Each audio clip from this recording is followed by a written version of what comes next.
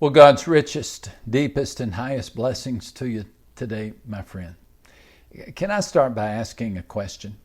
How long has it been since you felt a level of contagious, infectious, unflappable, unstoppable happiness?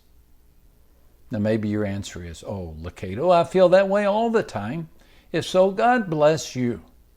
But for many, maybe most of us, the answer is, well, it's been a while.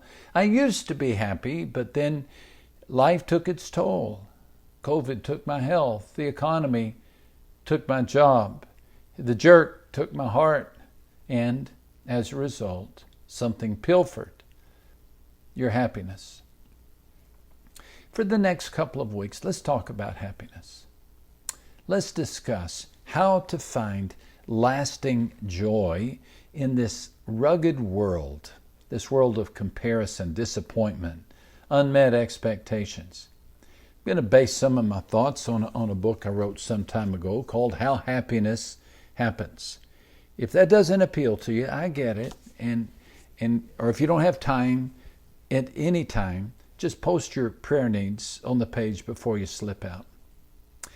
Don't you think that happiness can feel like a fragile feeling here one day, gone tomorrow, scattered by the winds of a storm? Still, we keep searching for it, don't we? Longing for it, this sense of contentment, this sense of well-being. Worldwide, people profess that happiness is their most cherished goal. Yet smiles are in short supply these days. One poll tells us that only a third of Americans say they are happy. By some estimates, clinical depression is 10 times more prevalent, more rampant now than it was a century ago, 10 times more.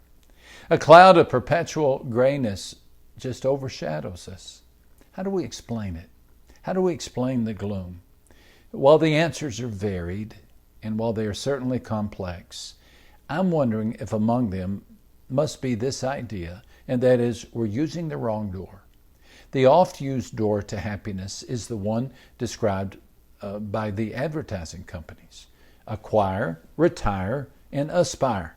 Happiness depends on what you hang in your closet, what you park in your garage, what you mount on your trophy wall or deposit in your bank account.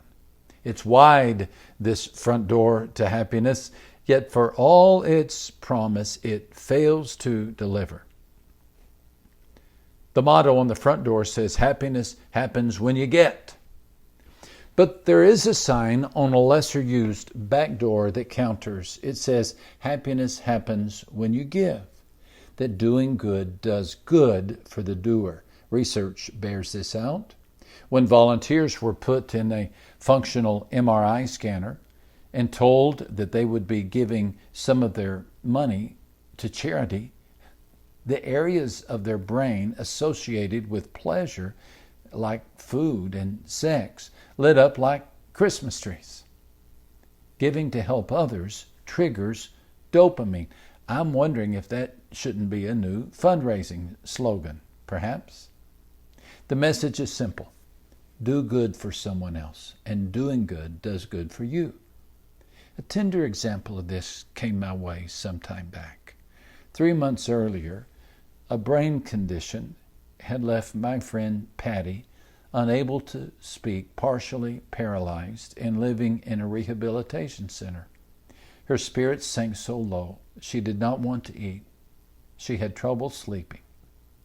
One evening, her daughter had an idea, and she placed Patty in a wheelchair. And she rolled her from room to room, looking for people who needed encouragement. Well, of course, as you can imagine, it did not take long.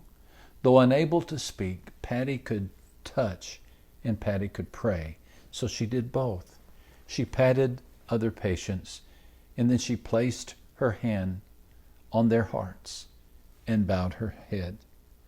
For the better part of the evening, she touched and prayed her way through the rehab center.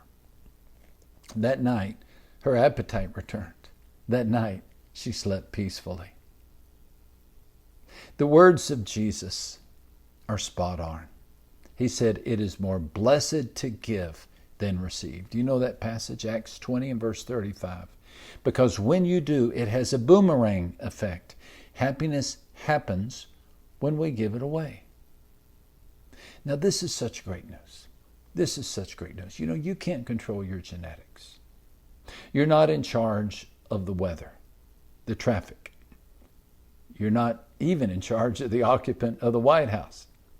But you can always increase the number of smiles on our planet.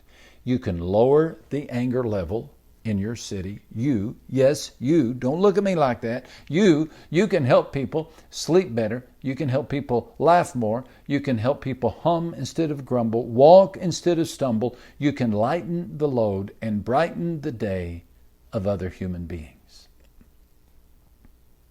And don't be surprised when you begin to sense a newfound joy yourself. Happiness happens when we give it away. Try it today and see if happiness doesn't happen to you. Have a great day.